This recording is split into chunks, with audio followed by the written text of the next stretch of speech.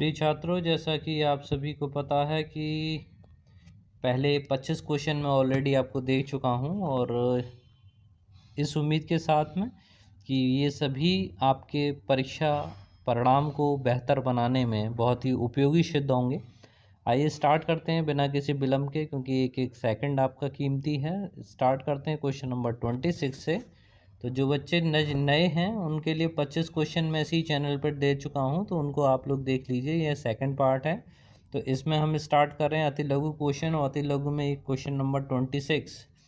एक हेनरी स्वप्रेरण गुणांक की परिभाषा अच्छे से देख लीजिएगा। इंडक्शन, सेल्फ इंडक्शन, एल का मात्रक होता है हेनरी। तो हेनरी की जो परिभाषा है वो आपसे पूछी जा सकती है, तो उसको आप अच्छे से देखेंगे। 27 क्वेश्चन मैंने रखा है, फोटो डायोड का सिद्धांत क्या है। फोटो डायोड किससे कहते हैं और इसका सिद्धांत क्या है, ठीक है। प्रिंसिपल इसका ज़रूर देख के जाइएगा।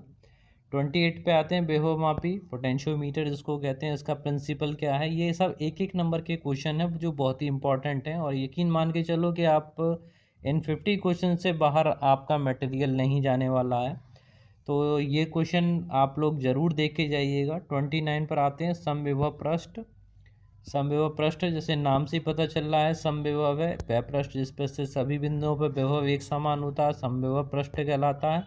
दूसरे रूप में भी इसमें आपसे क्वेश्चन बनता है कि समविभव पृष्ठ पर आवेश को एक बिंदु से दूसरे बिंदु तक ले जाने में कितना कार्य करना पड़ता है। तो उसमें जो किया गया कार्य है वो किया गया वर्क डन आपका शून्य होता है, क्योंकि परिभाषा W=Q×डेल्टा V, और डेल्टा V का मान V2 - V1, और दोनों ही बिंदुओं पर विभव एक समान है तो उनका विभवांतर शून्य होगा। तो इसका मल्टीप्लाई जब आप जीरो से करो तो वर्क डन आपको ज़ीरो मिलेगा। यहाँ पे ज़्यादा डिटेल में नहीं आएंगे क्योंकि ये सब आप देख चुके हो। यहाँ पर मैं आपको केवल बता रहा हूँ कौन कौन से क्वेश्चन आपको तैयार करके जाने हैं। 30 पर आते हैं, विद्युत चालकता को परिभाषित करना है, रेसिप्रोकल ऑफ द रेजिस्टेंस, ठीक है। तो वहाँ पर उसकी परिभाषा देंगे विद्युत प्रतिरोध के व्युत्क्रम को, ठीक है। 31 पे देखिएगा, निकट दृष्टि दोष और दूरदृष्टि दोष दोनों ही क्वेश्चन मैंने इसमें शामिल कर दिए हैं। तो निकट दृष्टि दोष किसे कहते हैं, दूरदृष्टि दोष किसे कहते हैं, इसकी परिभाषा देनी है, और इसका निवारण का मतलब सीधा है कि किस प्रकार के लेंस का यूज़ किया जाता है इसको दूर करने के लिए। 32 पर आते हैं। 32 है आपका पूर्ण आंतरिक परावर्तन से आप क्या कहते हैं, total internal reflection, total internal reflection TIR, ठीक है। तो इसकी परिभाषा क्या है परावर्तन से, आपका सब समझते हैं। और उसमें एक और क्वेश्चन बनता है कि आपका अपवर्तनांक म्यू कह लो या एन कर लो, और अपवर्तनांक जो आपका क्रांतिक कोण है उसमें क्या संबंध होता है। तो 1/sin c के इक्विवेलेंट होता है। इसमें भी अगर आप एन लगाते तो उसमें भी 1/sin की c कहेंगे। म्यू आपका रिफ्रैक्टिव इंडेक्स, और सी आपका क्रिटिकल एंगल। तो ये था। अगले क्वेश्चन पे देखिएगा, आवेश की गतिशीलता से क्या तात्पर्य है, क्या समझते हैं। 34 पहले ही मैं बता चुका हूँ, लेंज का नियम है विद्युत प्रेरण के द्वितीय नियम को लेंज का नियम कहते हैं। न्यूमैन का जो नियम है विद्युत प्रेरण के प्रथम नियम को कहते हैं, ओके। इसी तरह से 35 पे देखिएगा, विद्युत फ्लक्स का मात्रा क्या है। विद्युत flux E vector dot A vector, ठीक है। विद्युत फ्लक्स के साथ साथ चुंबकीय फ्लक्स को भी तैयार कर लीजिएगा। तो चुंबकीय फ्लक्स भी आपका से दिखाते हैं, लेकिन B vector dot A vector के इक्विवेलेंट होता है। तो इसमें अब B vector dot A vector को बेवर से आप दिखाते हैं, और विद्युत फ्लक्स के लिए आप यहाँ पर इसके फॉर्मूले से इसका मान निकाल लीजिएगा। अवतल लेंस के द्वितीय फोकस की दूरी को इम्पोर्टेंट रखा है मैंने 36 क्वेश्चन पे। अवतल लेंस के द्वितीय फोकस की परिभाषा दीजिए। जी हाँ, लेंस के दो फोकस होते हैं, प्रथम फोकस और द्वितीय फोकस, तो उसकी डेफिनेशन अच्छे से देख के जाइए।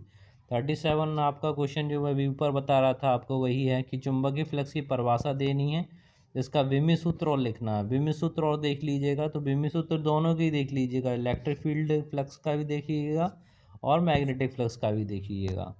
38 पर आते हैं, भंवर धाराओं की बात हो रही है। तो भंवर धाराओं से सीधा मतलब है कि फोको करंट, ठीक है ना, फोको करंट जिन्हें बोलते हैं। तो ट्रांसफार्मर में फोको करंट या फिर किसी भी सॉलिड मटेरियल आप यूज़ कर रहे हैं तो उसमें मैग्नेटिक फील्ड चेंज होने के कारण कुछ धाराएं उत्पन्न हो जाती हैं जिनकी आकृति भंवर के समान होती है, वही आपकी भंवर धाराएं हैं। तो वहाँ परिभाषा पूछी गई है। 39 पे मैंने शामिल किया और and, nand and nor gate के, इसमें लॉजिक गेट के प्रतीक बनाने हुई, ठीक है ना। और गेट का प्रतीक उसका बूलियन एक्सप्रेशन, और एंड गेट का प्रतीक नॉट गेट का, ओके। और इनकी सत्यता सारणी मोस्ट इम्पॉर्टेंट है भी, इनमें से एक आपको मिलना है। देखिए ये जो पेपर हो जाएगा तो उसके बाद में इसका रिव्यू और देंगे हम लोग आपको कि इन क्वेश्चंस में कितने क्वेश्चंस मैंने पहले ही आपको बता दिए थे और आपको वहाँ पर देखने को मिले। 40 पर आते हैं, जेनर डायोड क्या होता है। भाई इन क्वेश्चंस के अलावा क्वेश्चन बन ही नहीं सकते हैं, और इन्हीं क्वेश्चन से स्टार्टिंग होती है, यहीं पर अंत होता है, ठीक है। तो अभी इसके बाद में मैं विस्तृत क्वेश्चन की और श्रृंखला अभी आपको डालूंगा, ठीक है। तो आज जब ये मैं वीडियो पोस्ट कर रहा हूँ तो कल आपका हिंदी का पेपर है, इसलिए आप लोग अभी इस पर फोकस नहीं कर पाएंगे। लेकिन जब भी फिजिक्स का पेपर हो तब आप ज़्यादा से ज़्यादा लोगों में, ज़्यादा से ज़्यादा बच्चों में इसको शेयर कीजिएगा, जिससे सभी लोग फ़ायदा उठाएं, आपके परसेंटेज इंक्रीज़ हो, हमारे यूपी बोर्ड का नाम हो, हमारे हिंदी मीडियम के जो स्टूडेंट्स हैं, ठीक है, वो भी किसी से पीछे नहीं है। इस बात की प्रामाणिकता हम लोगों को सिद्ध करनी है, उसी के प्रयास में मेरा ये छोटा सा प्रयास है। और 40 नंबर पे मैंने शामिल किया है जेनर डायोड क्या होता है। जेनर डायोड की परिभाषा आपको देनी है। मोस्ट इम्पॉर्टेंट दहली तरंग दर और दहली आवृत्ति में से आप इसको तैयार करके रखिएगा, इनकी परिभाषाएं क्या होती हैं, ठीक है। आपको कहाँ मिलते हैं ये मैं आपको थोड़ा सा बता देता हूँ। डब्ल्यू वर्क फंक्शन या कार्यफलन इसको बोलते हैं, एच न्यू नॉट जिसको आप दहली आवृत्ति कहते हैं। यहीं पर आप W = SC/λ0 भी लिख सकते हैं। लैम्डा नॉट को दहली तरंग दर कहते हैं। तो ये सब चीज़ें आपको वहाँ देखने को मिलेगी। और तो उसकी परिभाषा अच्छे से देखिएगा। 41 और 42 में, 43 में नाभिकीय बल को मैंने शामिल किया, न्यूक्लियर फोर्सेज। तो न्यूक्लियर फोर्सेज क्या है, आपके न्यूक्लियस के अंदर जो प्रोटॉन और न्यूट्रॉन है उनके बीच में, प्रोटॉन प्रोटॉन, प्रोटॉन न्यूट्रॉन या न्यूट्रॉन न्यूट्रॉन के बीच में जो एक आकर्षण बल लग रहा है, it is called the nuclear force. It is not depend upon the nature of the charge of the particle, ठीक है। ये पार्टिकल के चार्ज की प्रकृति के ऊपर निर्भर नहीं करता है। ये रिस्पॉन्सिबल होता है, मेसॉन नाम का एक कण होता है, उसके आदान प्रदान के कारण ये फोर्स जो है वो डेवलप होता है, उत्पन्न होता है, का मिलेगा, ठीक है भाई। तो युग्म उत्पाद में आपका युग्म विनाश में आपका कण और प्रतिक्रिया से इलेक्ट्रॉन और पॉजिट्रॉन आपके टकराएंगे, तो वो एक दूसरे का पूरी तरह से विनाश कर देंगे। युग्म उत्पादन में 2 गामा फोटोन किसी भारी नाभिक पे गुजरेंगे तो आपके 2 जनरेशन वहाँ पर होगी, उससे आपका द्रव्यमान उत्पन्न होगा। तो युग्म उत्पादन गामा फोटोन के कारण देख लीजिएगा, और युग्म विनाश कण और प्रतिकण के आपस में टकराने के कारण उत्पन्न होने वाली ऊर्जा। जल्दबाजी करनी है, ठीक है, जल्दी करना है, जल्दबाजी नहीं करनी है, इसलिए विशेष रूप से सावधानी से आपको काम करना है।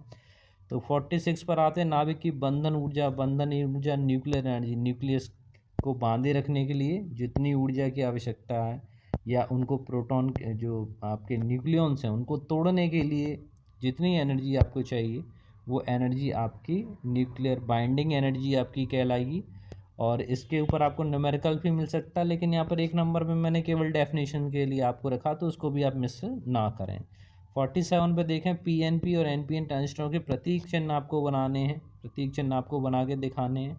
48 पे देखिए, PN संधि डायोड क्या है, PN संधि डायोड के बारे में ये सब जो परिभाषा है इनको ज़्यादा डिटेल में आपको नहीं लिखना है, आपको केवल जब प्रतीक के लिए कहा उसने केवल प्रतीक बनाई। PN संधि डायोड क्या है, केवल डायोड के थोड़ा सा हिंट दे के आपको आगे बढ़ना है। 49 पर आते हैं, नाभिकीय रिएक्टर में प्रयुक्त 2 मंदकों के नाम लिखें, 2 मॉडरेटर्स आपको यूज लेने, ठीक है।